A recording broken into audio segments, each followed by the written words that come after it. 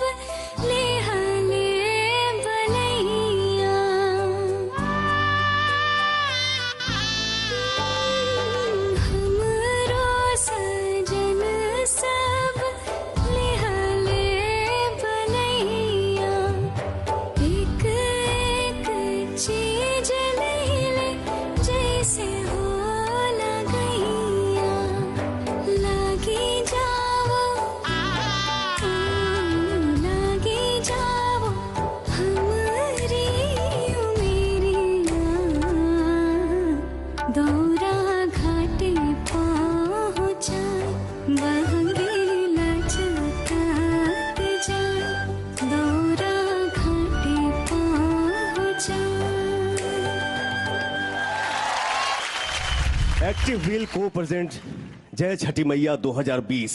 आज ये महापर्व के शो देख के लंदन के साथे साथे हमारे हिंदुस्तान झूम रहा बा। हमार खेसारी भाई एकरा बारे में तू का कहबा? जैसे भैया भूखा के लिट्टी चोखा मिल जाला अपना देश के तब बड़ा प्यारा लागेला। मैंने कहा कहीं कि लागत तक आज माई के गोद मिल गई बा हमनी के, और पुआ के खुशबू ये फल फलहारी के दौरा देख के लागत है जे हमनी के अपना बिहार यूपी झारखंड में ही तैरता नहीं जा। हमरा लागत है कि पहली बार ही लंदन में छठ मनावल गई बा। हाँ।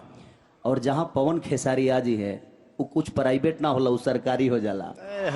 सरकारी तो हर आदमी के हक होला। एक्टिव व्हील को प्रेजेंट जय छठी मैया 2020 डायरेक्ट फ्रॉम लंदन। जय छठी मैया। जय एक्टिव व्हील को प्रेजेंट जय छठी मैया 2020। बिहार के मिट्टी के खुशबू है लंदन के लोग में भर देनी जा, एक तरह के कम झमझता रहो। ये हम लोगों के लिए सौभाग्य की, ये हमारी सौभाग्य की बात है कि हमारे छठ महापर्व को, जो कि ऐसा पर्व है कि मुझे लगता है कि कोई अपने भाई के लिए पर्व होता है, कोनो बेटा खाती होला तो कोनो पति खाती होला, लेकिन ऐसा पर्व है कि शायद ही पूरा परिवार खाती होला। और ऐसे महापर्व हमनी खाती कोनो चीज ना होला। तो आज ही महापर्व हमनी के लंदन में मनाओ तनी जा, ये ले बढ़ के खुशी नईखे हो सकत हमनी खाती। और यहाँ जेंगा तू बोल रहा भैया कि लंदने ना हिंदुस्तान झुमता, जौना हिसाब के ई कलाकारन के परफॉर्मेंस बा हिंदुस्तान का भैया पूरा वर्ल्ड घूम गया। एक्टिव व्हील को प्रेजेंट के द्वारा जवनी जय छठी मैया कार्यक्रम हो रहल बा, कार्यक्रम जो हो रहल बा एक्टिव व्हील को प्रेजेंट करत ओकरा के दिल से धन्यवाद। धन्यवाद। अब भोजपुरी सिनेमा के दिल से धन्यवाद। धन्यवाद। पहली बार कोनो चैनल आज इतना बड़ा देश में लंदन में आके और हमनी के माटी के चीज हमनी के माई के यहाँ याद दिला देहलस। अब आप लोग अगला परफॉर्मेंस देखी जा।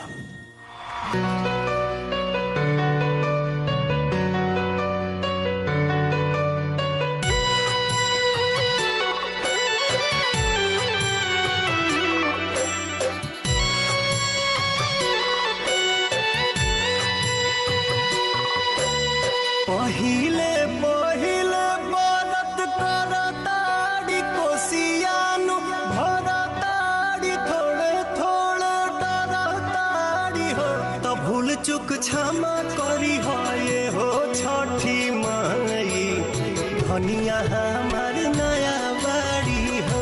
भूल चुक क्षमा करी हो ये हो छठी माई, धनिया इनकर नया बाड़ी हो।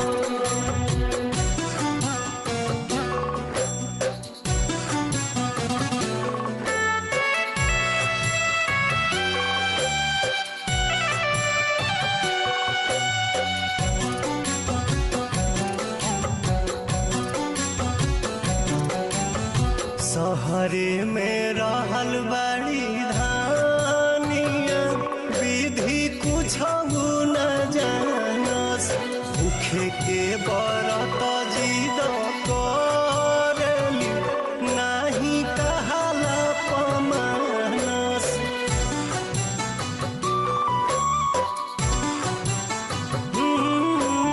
सहरे में रहल बड़ी धानिया, विधि कुछ न जानस, भूखे के बरत जिद करेली, नहीं कहला पमानस।